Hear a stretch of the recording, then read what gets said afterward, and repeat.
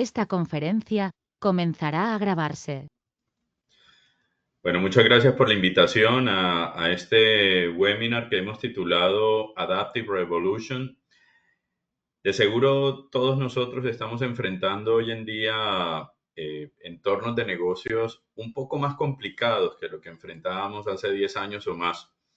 Y siempre nos estamos haciendo la pregunta de cómo sincronizar mejor nuestras cadenas de suministro de manera que podamos cerrar la brecha de ventas perdidas por falta de disponibilidad, de elevar nuestro nivel de servicio a un nivel de talla mundial, pero haciéndolo cumpliendo con ese sueño que quizás la alta dirección de nuestras empresas tiene de hacerlo con mucho menos capital de trabajo invertido en inventarios, porque por mucho tiempo hemos conocido, sabido que para poder tener estos niveles de excelencia en servicio, tenemos que tener más inventario y no menos.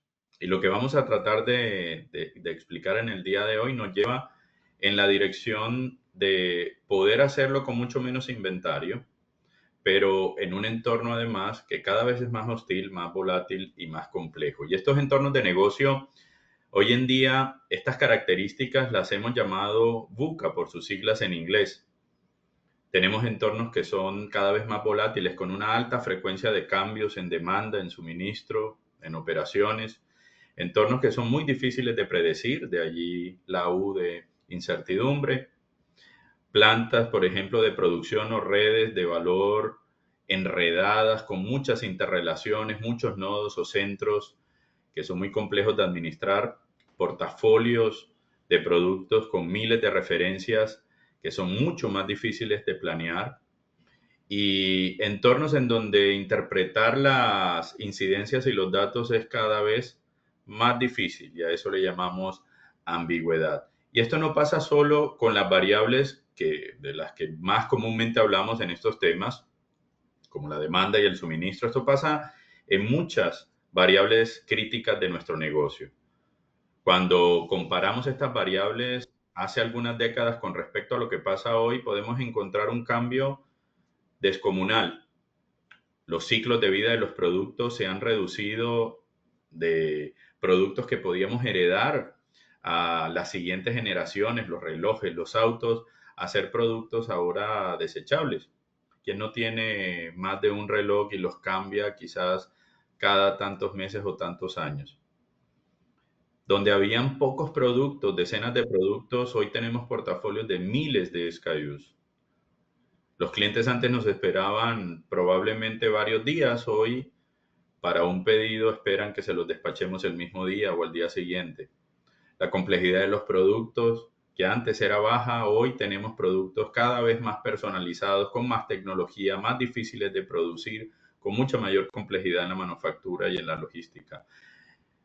Antes no teníamos tanta presión por reducir inventario y hoy en día parece ser la consigna de los miembros del board al punto de que los indicadores de rotación o de capital de trabajo invertido en inventario se han convertido en KPI del negocio. Así que hoy enfrentamos un entorno de negocios muy distinto al que enfrentábamos hace décadas e inclusive hace algunos años.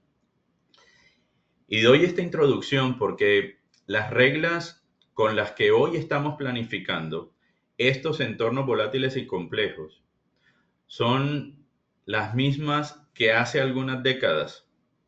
Cuando vemos nuestros sistemas de planificación de ventas y operaciones, nuestra planeación maestra, nuestros modelos de requerimientos de materiales, todos estos fueron desarrollados hace décadas. ¿Qué pasaría entonces si hoy nuestros entornos de negocio en estas últimas décadas han cambiado mucho, pero las reglas y los modelos de planificación con las que administramos estos entornos no han cambiado nada? Nuestro sentido común nos dice probablemente que algo malo va a pasar. Ahora, veámoslo en términos de resultados.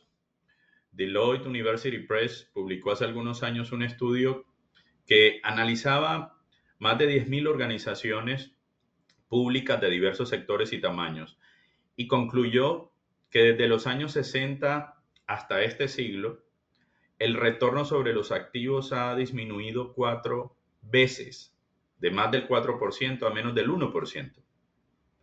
Lo irónico de este tema es que se supone que en este mismo periodo de tiempo hemos tenido una gran evolución en la tecnología, no solo porque MRP fue concebido en los 50 y masificado hacia los 70, sino porque en el camino también han surgido los grandes ERPs, los sistemas de planificación avanzada, y como ven en el gráfico, ninguno de estos hitos históricos logró detener la caída o la tendencia hacia la baja de los indicadores de retorno. Esto es muy importante porque irónicamente en el mismo periodo de tiempo, la productividad de la mano de obra directa se ha duplicado. Así que veamos esto con detención. Déjeme ver si entendemos bien. En el mismo periodo de tiempo, las últimas 6 décadas, el retorno se ha reducido 4 veces, a pesar de que somos el doble de productivos. No era precisamente la promesa de la tecnología y de la productividad que íbamos a estar con mejores indicadores. ¿Qué es lo que está sucediendo? Algo extraño debe estar sucediendo. Harvard Business Review publicó este estudio de la sobrevivencia corporativa, la biología de la sobrevivencia corporativa hace algunos años también. Esta vez este estudio fue en 30.000 organizaciones, de todos los tamaños también. Y la gran conclusión de este estudio reafirma posiblemente una de los hechos que nos dice qué puede estar pasando, por qué los resultados no están siendo como los que queremos. Este estudio descubría que la tasa de salida o de cierre de las empresas en las últimas décadas se ha multiplicado por 6. ¿Por qué? Cuando estos profesores de Harvard se preguntaron eso, la conclusión fue que creían que las empresas estaban muriendo más jóvenes porque estaban fallando en la forma como se adaptaban a la creciente complejidad de su entorno. Esto quiere decir que si estamos enfrentando entonces un entorno VUCA, un entorno volátil y más complejo, y las empresas están fallando en adaptarse a esa creciente complejidad de su entorno, tenemos que entender muy bien a qué se debe. ¿Cómo entonces podemos tener mejores resultados en un entorno de negocios cada vez más complejo, más volátil, más incierto actualmente? Para ello tenemos que entender primero parte de la raíz del problema.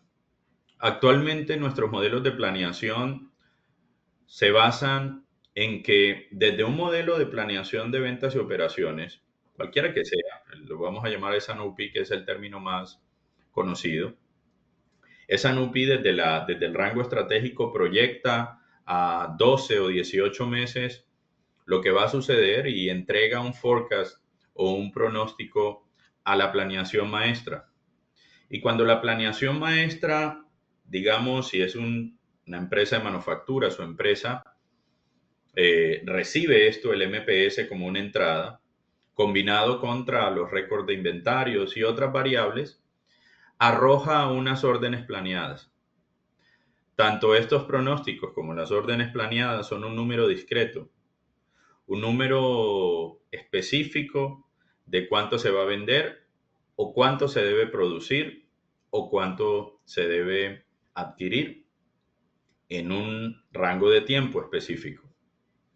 Estas órdenes planeadas, si es una empresa de manufactura, llegan a un esquema de planeación de requerimientos de materiales que explotan estas órdenes planeadas y determinan qué cantidades debemos comprar y en qué tiempo. Bien, parece un sistema, es el sistema que todos conocemos. Pero ¿cuál es el problema con esto? Hace algunos años yo tuve la oportunidad de dictar una conferencia en varias ciudades de Latinoamérica y estando en la primera de ellas en Lima, Richard Link, que es el padre de la planeación maestra del programa maestro de producción del MPS, Y uno de los padres de S&OP, por cierto también, dijo esta frase: en los ambientes actuales de negocios complejos y variables, los enfoques convencionales de S&OP y MPS están, óiganlo bien, obsoletos.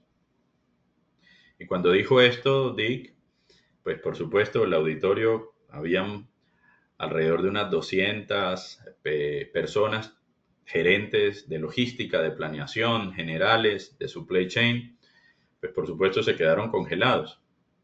Porque quien lo estaba diciendo no es cualquier persona, era el padre del MPS, uno de los padres de la planeación de eventos y operaciones, quien estaba diciendo que estos dos modelos estaban obsoletos en entornos VUCA. Así que había que tomarse muy en serio estas palabras. ¿Qué quería decir Dick con respecto a esto? ¿Por qué decía ya hace más de 7 años que estos modelos habían quedado obsoletos para las actuales condiciones de negocio que estábamos enfrentando? Bueno, veamos un ejemplo. Cuando uno ve, por ejemplo, la exactitud de los pronósticos en varias industrias, se encuentra con estos números. Y como ven, en ninguna industria hay una exactitud en realidad razonable. En la industria aeroespacial, que es quizás la que tiene el mejor indicador según el cuadro, llena de doctores y de gente muy capacitada, el 72% supone entonces que el otro 28% es el indicador de inexactitud.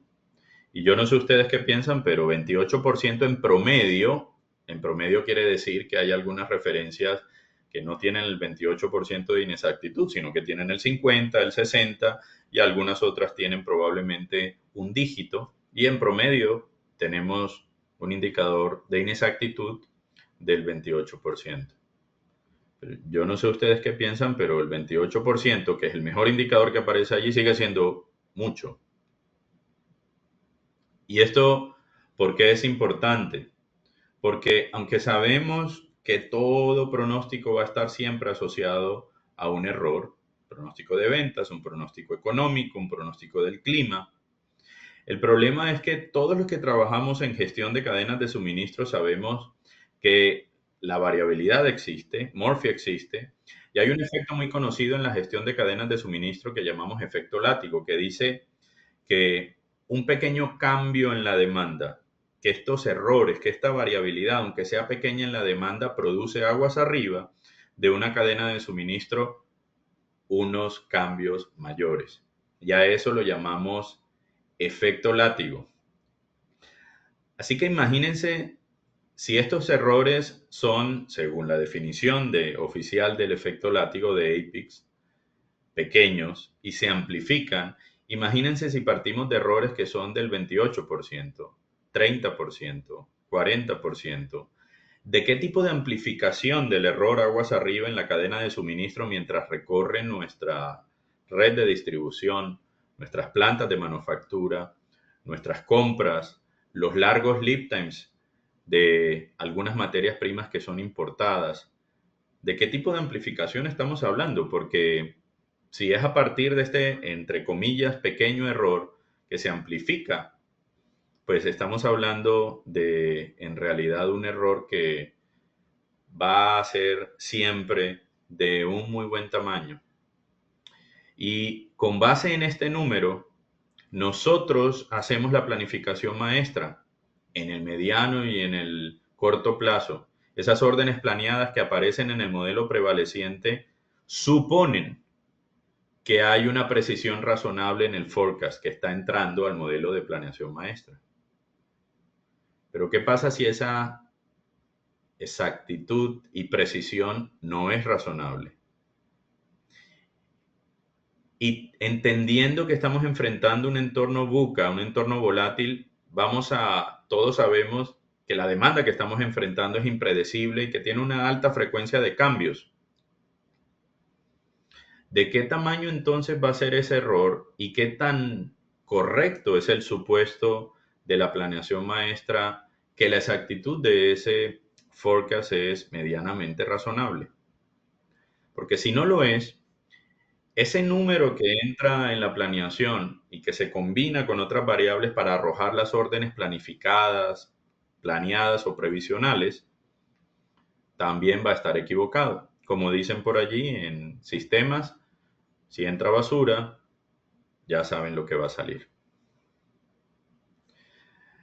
Esto supone entonces no un pequeño problema, es un gran problema porque quiere decir que si el error que entra es amplio y las órdenes planeadas con las que nosotros ocupamos o asignamos capacidades de nuestras plantas o de nuestras redes de compras o de distribución, probablemente con semanas o meses de anticipación, si hay un gran error allí, pues vamos a terminar con el material incorrecto. Y no sé si a ustedes les pasa, pero es muy común encontrar la frase de que estamos llenos en nuestro centro de distribución o nuestras bodegas del producto que no necesitamos, porque las bodegas están llenas, y del producto que sí necesitamos para facturar en los próximos días, probablemente no tenemos algunos de ellos. Esto causa entonces dos efectos. Cuando el forecast o el error del pronóstico, porque uno no sabe en realidad si el pronóstico es mayor o es menor a la demanda que en realidad se presenta, pero cuando el pronóstico es menor que la demanda real, nos quedamos muy cortitos de inventario y finalmente ocurre lo que llamamos agotados. Y los agotados son sinónimo de ventas perdidas, de pérdida de oportunidades de negocios, no solo de pedidos, probablemente también en algunas ocasiones de clientes. Y cuando pasa lo contrario, entonces se vende menos de lo que pronosticamos vender y nos quedamos con un exceso de inventario que se supone se va a vender en los próximos días o semanas, pero nuestras bodegas siguen llenas de algunas referencias que tienen menos de inventario, otras que tienen demasiado inventario, causando algo que nosotros hemos denominado la distribución bimodal en la comunidad de los modelos adaptativos. Si usted probablemente hace un análisis hoy de su inventario, del balance que tiene su inventario, probablemente encontrará esta bimodalidad porque tiene dos modos. El inventario, muchas de nuestras referencias tienen excesos de inventario y otro buen número de referencias están o agotadas o a punto de agotarse. El número de referencias que están en esa zona que aparece allí como verde, que es la zona óptima, es en realidad muy poco. De manera que aquí el promedio es aún más engañoso, ¿no? Porque el promedio de ambas montañitas que aparecen en la gráfica está en la mitad, pero en realidad tenemos un gran desbalance del inventario y tenemos ambas situaciones que queremos evitar: excesos y agotados. Cuando uno habla de estos temas en función de la planeación de ventas y operaciones, los estudios indican que la confianza en nuestros procesos de planeación de ventas y operaciones ha ido disminuyendo. Y como ven allí en la gráfica, esto no solo ha pasado ahora después de pandemia, aún antes de pandemia, del 2016 al 2019, el porcentaje de gerentes, managers que evaluaban la efectividad de estos procesos creían que en realidad pues no estábamos siendo muy efectivos en la planeación de ventas y operaciones. Y en el 2020 vino la pandemia. Adivinen qué pasó con esos números. Han seguido empeorando porque la volatilidad, la incertidumbre, la complejidad llegó para quedarse. Es cada vez mayor y seguirá siendo mayor en la medida en que, producto de la innovación, cada vez tenemos un portafolios más amplios, más segmentados, más personalizados, más difíciles, por tanto, también de planear en entornos y en cadenas de suministro también más complejas de administrar. Y esto nos lleva entonces a la pregunta de qué debemos hacer. ¿Será que tendremos entonces que arrojar a la basura los pronósticos? Y la respuesta es, por supuesto que no, pero hay que empezar a ver de una manera distinta los pronósticos. los forecasts, porque lo que estamos enfrentando es un juego distinto. Ya no es una cadena de suministro lineal. De hecho, hoy ya no son cadenas, ni tampoco son de suministro, son redes complicadas que se parecen más a un sistema complejo y adaptativo y no a modelos lineales.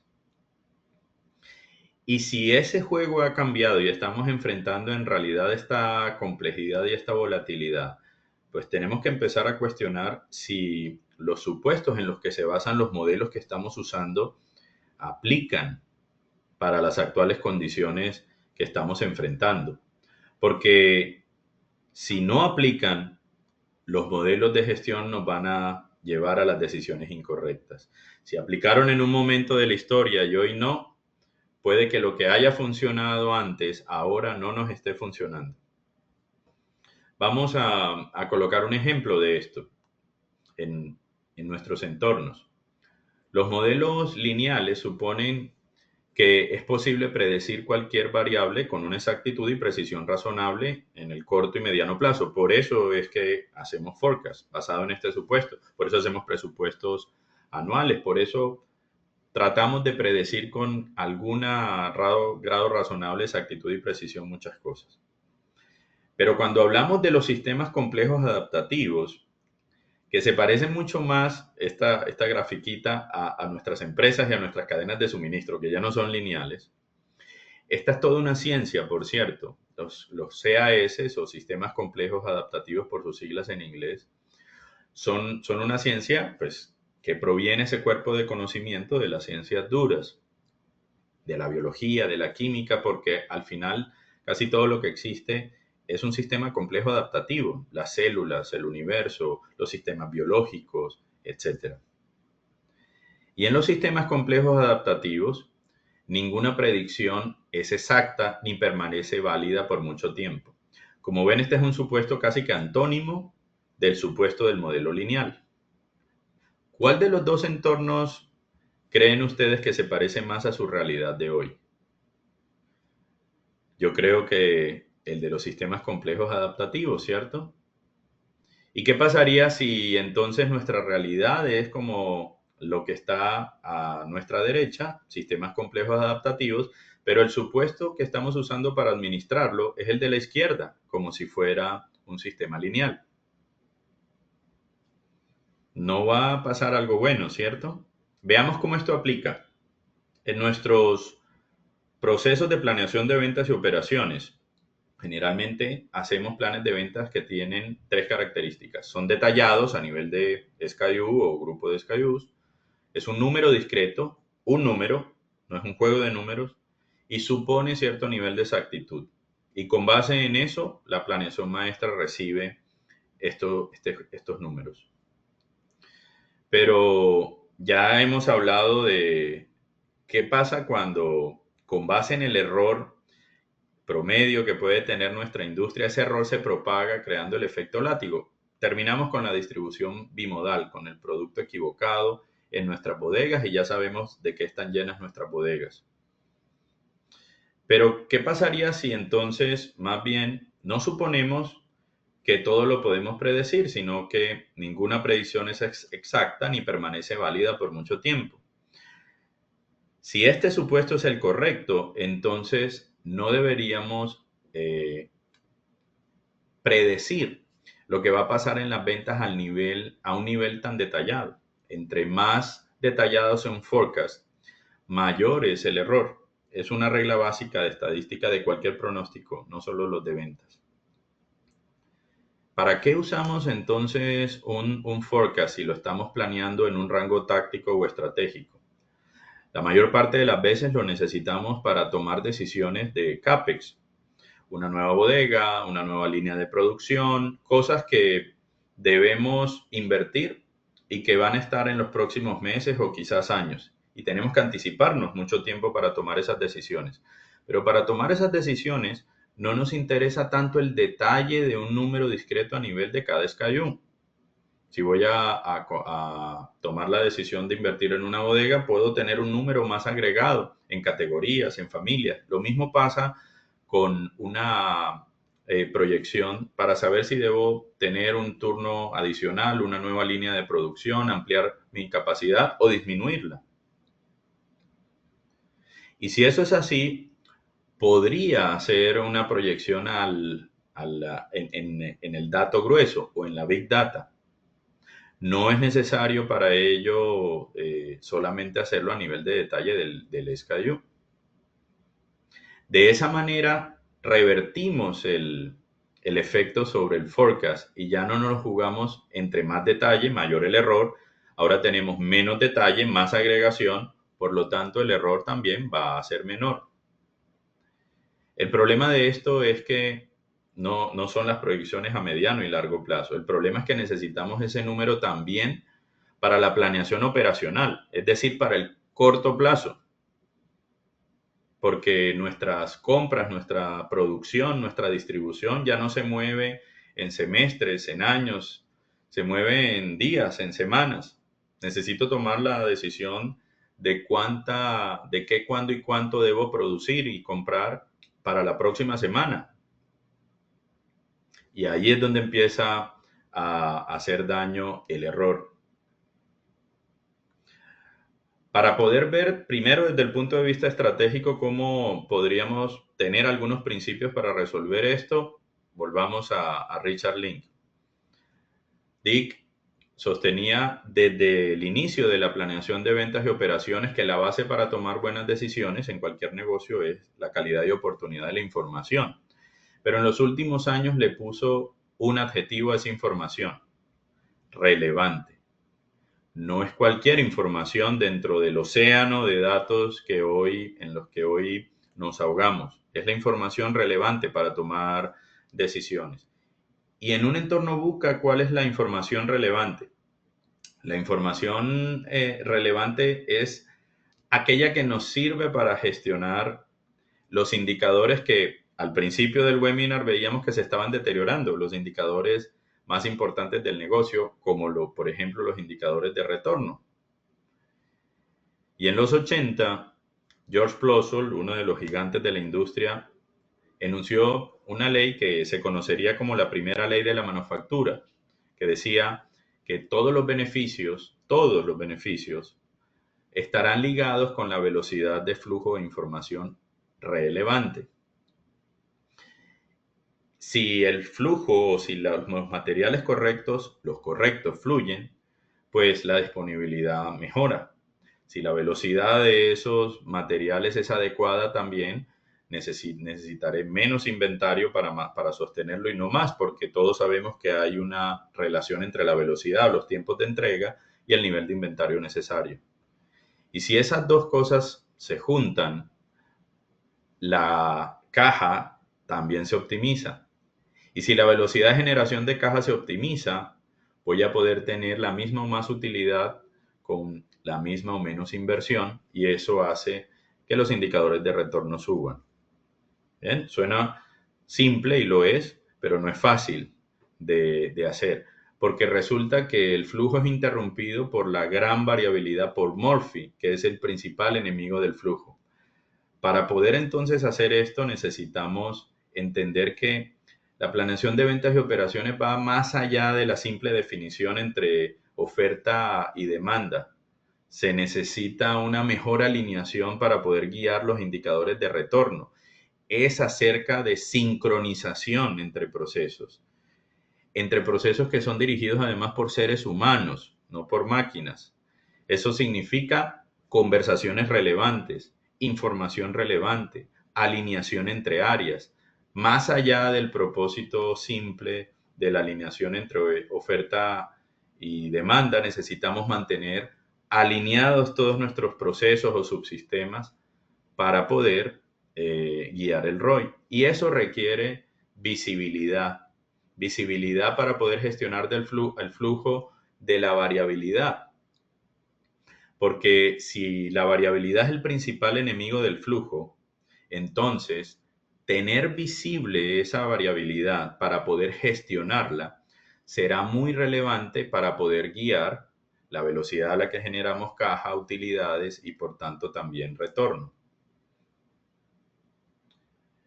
En términos prácticos, esto quiere decir que la variabilidad debe ser visible, que eso que llamamos cambios frecuentes debemos visibilizarlos para poder enfocarnos en la gestión de ese proceso de planeación de ventas y operaciones en esos cambios.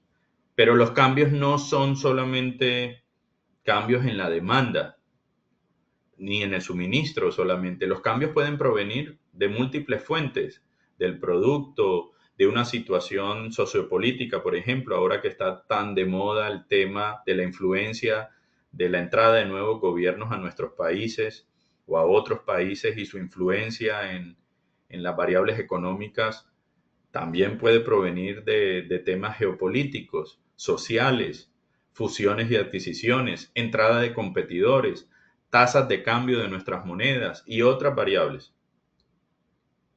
Así que un aspecto importante siempre va a ser para poder guiar un adecuado retorno en medio de un entorno volátil y complejo, identificar cuáles son los cambios relevantes que están sucediendo, no solo en demanda y suministro, porque no siempre provienen de allí. Cuando uno ve los barómetros de riesgo de algunas de las aseguradoras globales, ve que la demanda y el suministro no siempre están en los primeros lugares. Hace algunos años hablábamos que los principales riesgos globales que había que monitorear tenía que ver con ciberseguridad, con interrupción del negocio y de cambios regulatorios. Y esto era cierto en casi todos los continentes, de hecho. Esto era en el 2019 y ahí en el 2020 vino la pandemia.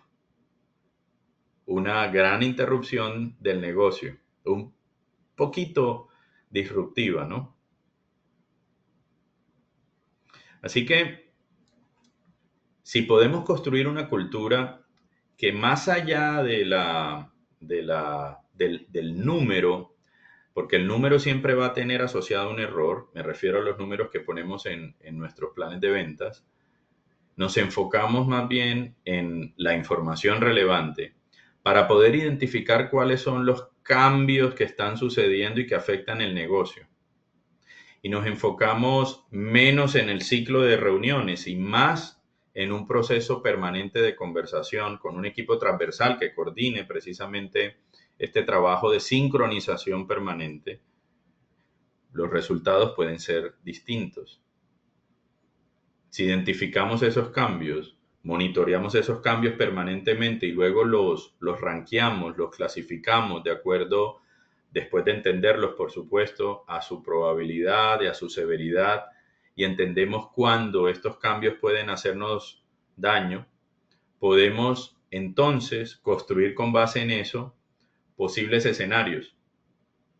Ya no un número discreto como en la planeación de ventas y de operaciones convencional, sino un rango de escenarios.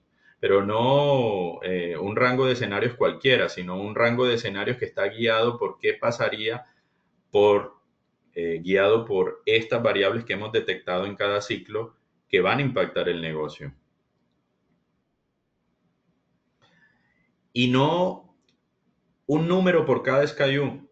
Esto probablemente usted dirá, bueno, pero si antes mis áreas comerciales difícilmente les puedo decir que me den un número por cada SKU y yo tengo 2000 SKUs, ahora si le digo que me den 3 escenarios por cada SKU, pues los voy a volver locos, no me van a entregar tampoco esa información. Pero recuerden que estamos hablando de información en Big Data, agregadas en familias, no a nivel de SKUs. Si usted tiene un portafolio de 2000 SKUs, probablemente tenga algunas familias, digamos que tenga 20 familias.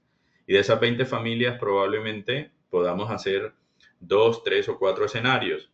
Así que tendrá 60 u 80 combinaciones, en contraste con las 2000 que antes tenía. No es más complejo, al revés, es más simple. Ahora, esto es solo una parte de todo el proceso. Este proceso que aparece en la pantalla es el proceso de Adaptive S&OP, la nueva generación de modelos de planeación de ventas y operaciones que está diseñada para entornos volátiles y complejos. desarrollada entre otros también por Richard Link, uno de los padres de S&OP. La diferencia, como ustedes ven allí, no hay un ciclo específico de reuniones. Es un proceso de conversación y de alineación permanente guiado por un equipo de reconciliación que permanentemente está identificando cambios relevantes en el negocio y cerrando esas brechas que pueden producir en nuestro modelo de negocios. No se trata simplemente de un ciclo mensual o de, como decía, como lo ha llamado Dick, un proceso de demolición y de construcción mensual. Porque cuando hay un cambio, digamos que sucede después que hace la reunión previa a la revisión por la alta dirección, usted no le puede decir al cambio si sucede 2 días después, no, bueno, se tiene que esperar al siguiente mes, porque es que la siguiente revisión y la siguiente revisión de demanda de suministro, la siguiente conciliación la vamos a hacer en un mes. Así no sucede. Todas las semanas probablemente suceden cambios y esto requiere un modelo mucho más responsivo, mucho más integrado y de una conversación permanente, guiada. Alfonso, una pregunta. ¿Qué diapositiva estás mostrando tú? Nosotros estamos viendo el juego ha cambiado. ¿Estás allí? No, estoy en la diapositiva 30. ¿Los demás están viendo la diapositiva 30 también o está antes? Sería bueno que verificáramos si todos estamos viendo la misma diapositiva. Hola, buenas noches. Yo estoy viendo la diapositiva 30. Vale, ok. Gracias, Rafa. Creo que es un tema de tu conexión. Gracias. Entonces, les decía que este es más un proceso de conversación permanente, de alineación permanente entre las áreas y ya no un ciclo de reuniones mensual. Ya no es un proceso basado en los números, es un proceso que tiene un liderazgo basado no solo en los números, sino también en los supuestos que originan los números.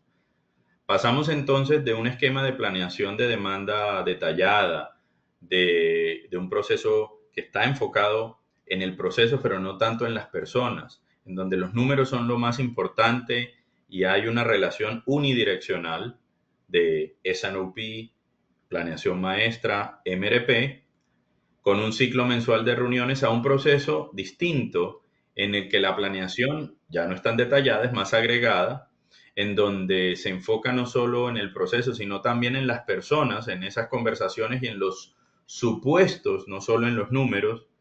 Un proceso que es bidireccional, que tiene feedback, que tiene retroalimentación, que no se tiene que esperar a que pase el proceso de demolición mensual para poder adaptar la organización a un cambio que ha sucedido en medio del mes, y que más que un ciclo mensual de reuniones es un proceso transversal permanente. El problema después de eso, estoy tratando de resumir algo que pues toma su tiempo, ¿no? Pero aun cuando hemos cambiado eso, cuando le doy este juego de números en escenarios a la planeación maestra, la pregunta es si está preparado nuestro modelo de gestión del mediano y corto plazo para tomar las decisiones usando estos principios, que son principios para ambientes de negocio VUCA. Y la respuesta es no. El MPS, por ejemplo, es un modelo que en muchas de nuestras organizaciones ni siquiera lo están gobernando nuestros grandes ERPs, en los que hemos gastado tiempo y mucho dinero además. Porque la verdad sea dicha, en muchas organizaciones, inclusive grandes, muchos de estos cálculos en la planeación maestra lo hacemos en Excel, en una hoja electrónica, que por definición, y esto lo dicen pues las autoridades en estos temas también a nivel global, son muy difíciles de escalar, pueden tener errores, tienen transferibilidad limitada. La Universidad de Hawái, que tiene un grupo de investigación en esto, dice que la mayoría de estas complejas hojas electrónicas tienen miles de fórmulas y que contienen por lo menos en el 1% de ellas errores. O sea que hay docenas de errores no detectados en estas hojas electrónicas que son difíciles de escalar. Porque cada uno tiene finalmente el modelo o su modelo y nos salimos muchas veces inclusive de nuestros ERPs costosos. Pero más allá de eso, un tema que siempre levanta ampollas es que los supuestos sobre los que descansa la planeación maestra además tampoco pueden recibir un plan o una planeación de ventas basada en escenarios, porque un MPS está diseñado para recibir un número por cada SKU. Uno, no un juego de números. Yo no le puedo decir la venta va a estar entre 7 unidades y 25. Así no funciona. Necesita un número. Y por otro lado, los supuestos en los que se basa la planeación maestra convencional es que las señales de demanda son conocidas y estables. Si usted toma un libro de investigación de operaciones o de estos temas, lea los supuestos de un modelo MPS y encontrará supuestos como este. Y todos sabemos, si yo les pidiera que me dijeran si alguno de ustedes tiene un entorno de negocios con demanda estable, de seguro nadie levantaría la mano. Así que este supuesto es cuestionable. El otro supuesto es que los lead times son realistas, y eso ya sabemos que también en muchos casos no es cierto. Y el otro es el supuesto de full allocation, que dice que los materiales y la capacidad siempre van a estar disponibles, que también es cuestionable. Así que si los supuestos, como dijimos, no aplican a la realidad que estamos tratando de gestionar, difícilmente entonces el modelo aplica. Y esta es la realidad que estamos enfrentando hoy. Por eso es que Dick Link decía que el MPS y los modelos convencionales de S&OP se habían quedado obsoletos para los entornos VUCA. Necesitamos un modelo táctico que piense de una manera distinta, que sea capaz de recibir estos juegos de números, de escenarios, para poder configurar nuestros modelos de operaciones también en un rango. No que coloquen una orden planificada y que comprometan la capacidad con meses de anticipación, sino que conviertan estos parámetros de negocios, demanda, market shares, KPI financieros y otros, en parámetros operacionales, en tiempos de entrega esperados, variabilidad esperada, tamaños de lote, etc. Y el problema finalmente es que cuando un modelo MRP reciba esto, pues él no va a saber qué hacer con ello porque el MRP convencional no está diseñado para recibir este juego de parámetros. Le va a pedir una orden previsional, planificada o planeada. Y aparte de ello, el MRP convencional, que también está basado en que es posible predecir con una exactitud y precisión razonable, tiene estos supuestos muy parecidos a los supuestos de la planeación maestra, que tampoco aplican muy bien. De aquí que necesitemos un nuevo modelo que hoy es conocido como Demand Driven Operating Model o muchos han empezado a conocerlo como Demand Driven MRP. La nueva generación de modelos de MRP, pero no guiados por el forecast, sino guiados por la demanda. Y aquí vamos a hacer un pequeño doble clic porque este modelo nuevo de operaciones funciona de una manera distinta al MRP convencional también. Este modelo oficialmente apareció en la tercera versión del libro de MRP de Orlikis, de Joe Orlicky, que es considerado pues la Biblia en estos temas. Y ha sido escrito esta tercera versión luego de la primera versión de Joe Orlicky publicada en los 70 y la segunda versión publicada en los 80 de George Plosol. La editorial convoca a Carol Petak y Chad Smith para que reescriban el libro de MRP y surge en esta tercera versión publicada en el 2012 ya este nuevo concepto llamado Demand Driven MRP, diseñado precisamente para entornos volátiles y complejos, como respuesta a esa nueva realidad empresarial que estábamos viviendo, como respuesta a actualizar nuestros modelos MRP a esa nueva volatilidad, esa nueva complejidad, precisamente para poder causar lo que en los estudios de Deloitte y Harvard nos estaban anunciando, que las empresas no estaban pudiendo adaptarse a la creciente complejidad del negocio. Emerge entonces un modelo capaz de poder hacer esa adaptación a través de 5 pasos. El primero, el desacople estratégico, donde debemos defendernos contra la variabilidad, contra la volatilidad. Es importante diseñar nuestras redes para que sean resilientes, nuestras plantas, nuestras cadenas de suministro. Esto pretende responderlo este primer paso. Después de decidir en dónde, es una decisión de diseño, entonces necesito saber cómo me defiendo, cuánto. Y sabiendo que ninguna predicción es exacta, eso es lo que dice este supuesto, cualquiera que sea esa posición de inventario, esa posición debe ser dinámica y debe ajustarse dinámicamente. ¿Cuándo fue la última vez que usted cambió su punto de reorden, su mínimo o máximo, su cobertura? Probablemente no fue la semana pasada, ¿cierto? Pero las condiciones a las que se enfrenta probablemente cambia todas las semanas. Condiciones de operaciones, condiciones de demanda, condiciones de suministro. Así que para poder enfrentar un entorno VUCA debe haber un mecanismo de ajuste dinámico, no estático. Y finalmente, cómo debemos planear y ejecutar.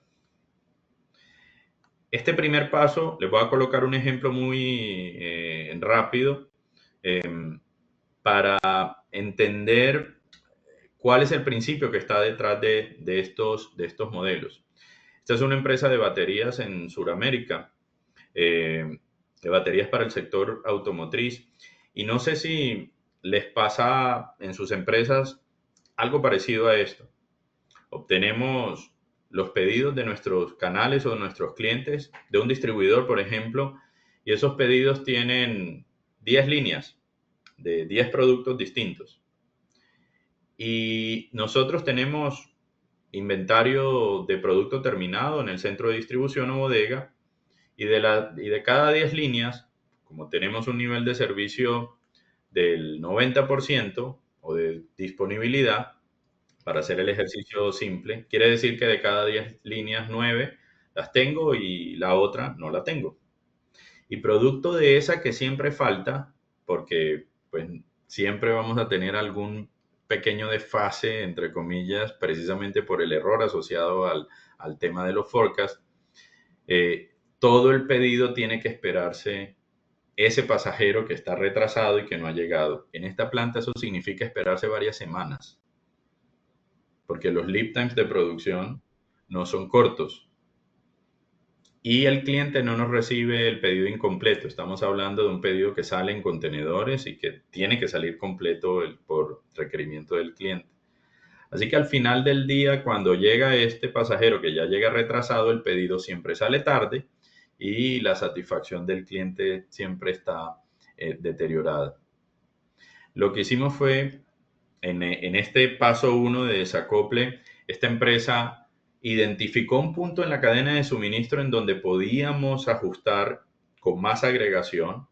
Son las baterías que llamamos verdes o antes del proceso de carga, etiquetado y acabado, porque cada una de estas baterías verdes o QPTs se puede convertir, dependiendo de la carga, el acabado y la etiqueta, en 15 o 20 versiones distintas.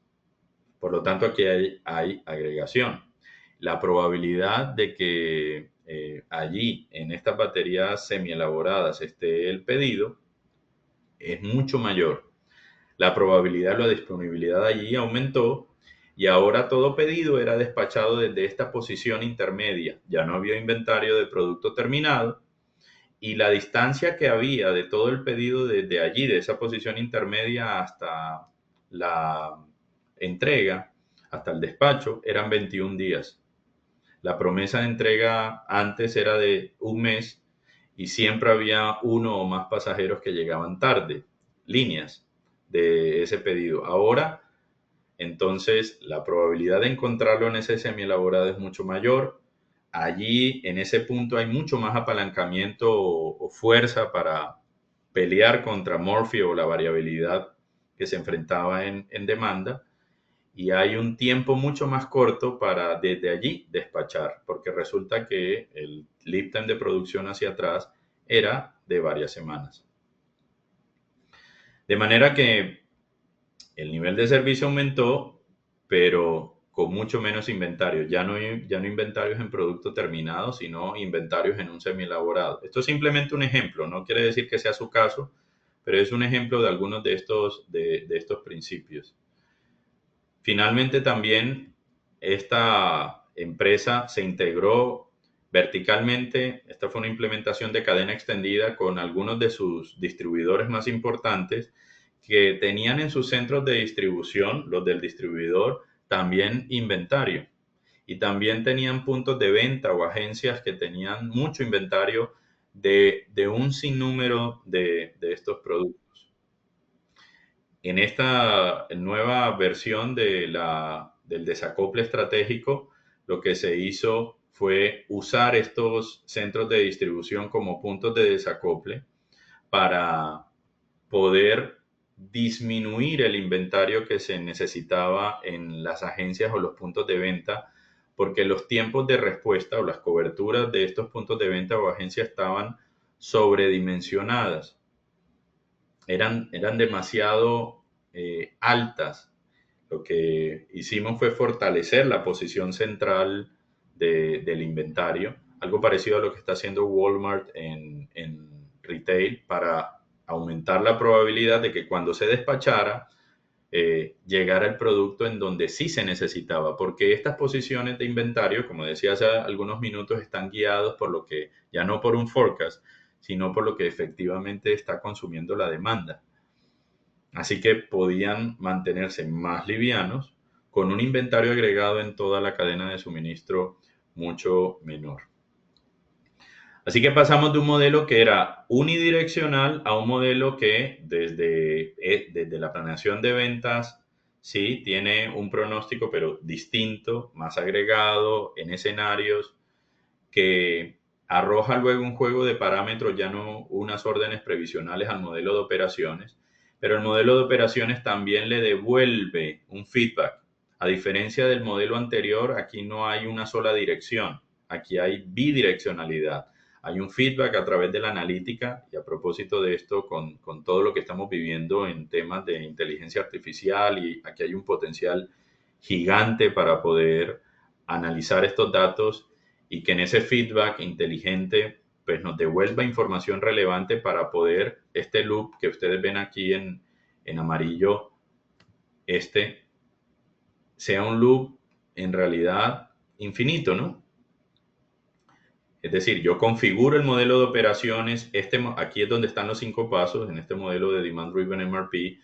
Yo tengo un modelo dinámico que se adapta a los cambios en la demanda real, pero le está también devolviendo feedback al modelo táctico, diciendo cómo debo reconfigurar, cómo han cambiado los lead times, cómo ha cambiado la variabilidad, cómo debo cambiar las frecuencias en las que yo compro, en las frecuencias en las que produzco o distribuyo, para poder irlo adaptándolo constantemente a esos cambios en demanda, en suministro y en otras variables de negocio. Y desde el modelo táctico también puedo hacer proyecciones a la estrategia del negocio, porque en esas proyecciones yo puedo, con base en los planes de venta por escenarios, proyectar estas nuevas figuras de stock a un rango de capacidades también, porque hay formas en las que yo puedo saber cuánto es, con base en este modelo dinámica, cuánto inventario proyectado y en qué rango se van a mover. Y si tengo el inventario on hand que se proyecta, puedo saber de un portafolio de productos, pues, cuánto espacio necesito, por ejemplo, porque sé de cada uno de los productos cuántos pallets, cuántos metros cuadrados, cuántas posiciones ocupo, así que puedo convertir, por ejemplo, unidades en posiciones de pallets o de inventario para saber cuántas posiciones necesito en el futuro, en los siguientes meses, y así puedo saber si este modelo me presiona a tener menos inventarios, cuántas posiciones menos me voy a ahorrar, o si estoy en un plan agresivo de expansión, de mi plan de negocios, cuántas posiciones más necesito. Y lo mismo puedo hacerlo no solo con recursos de almacenamiento, sino también con capacidades de producción o con mano de obra, haciendo estas proyecciones para la estrategia del negocio. De manera que, en conclusión, también el modelo puede ser bidireccional, no unidireccional. Sin el feedback de las operaciones a lo táctico para reconfigurarse y de lo táctico a la estrategia para proyectarse en los recursos críticos, no se puede hablar de adaptabilidad. Estas son las grandes diferencias, en conclusión, de los modelos que hemos visto. Pasamos en S&OP de planes de venta detallados en todo el portafolio a un S&OP que es más adaptativo, con planes más agregados, un modelo de planeación maestra que tiene una configuración, unos supuestos basados en un modelo lineal, a uno que planea por rangos y ya no por números discretos, unos parámetros de operaciones.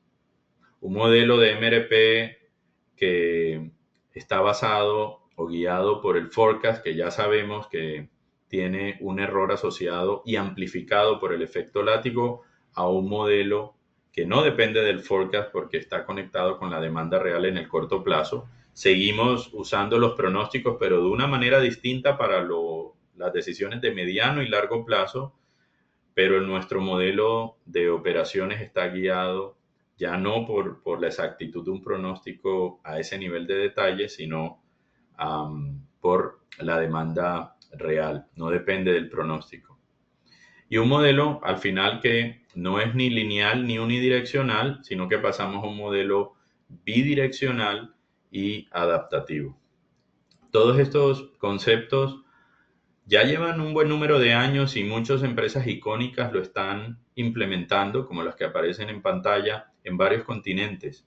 Hay miles de implementaciones y probablemente para conocer esto simplemente basta con que estudiemos mucho más estos temas de adaptabilidad, estos modelos adaptativos guiados por demanda. Y pensando en eso, precisamente, más que solo leer los libros que hay, que están allí proyectados, próximamente tendremos un programa de certificación internacional que comenzará dentro de algunas semanas, algunos días, y los estamos invitando a que puedan evaluarlo y asistir. El programa se llama Demand Driven Planner y es un programa de certificación internacional en estos temas, en donde ahondaremos con mucha más profundidad todos estos conceptos y ustedes pueden aprender estos 5 pasos en mucho detalle del modelo de Demand Driven MRP, del modelo de Demand Driven S&OP, que es el pivote nuevo de lo táctico, el elemento llamado a reemplazar al MPS. Si ustedes están interesados en estos programas, que son certificaciones internacionales respaldadas por la fuente del conocimiento de estos modelos, el Demand Driven Institute, impartida por instructores con mucha experiencia en estos temas y con un grado de profundidad muy importante para poder aprender a planear y ejecutar en entornos volátiles y complejos. Así que si ustedes están interesados, dentro de poco tiempo les llegará mayor información al correo que usaron para inscribirse a este webinar y esperamos pues verlos con nuestros Master Instructors en este programa de certificación internacional que cada vez es más valorado también por los mercados laborales que están encontrando en estas tendencias una respuesta a cómo dar mejores resultados en estos entornos. Muchísimas gracias a todos por su atención. Si tienen alguna pregunta, con mucho gusto en estos momentos podemos responder algunas preguntas.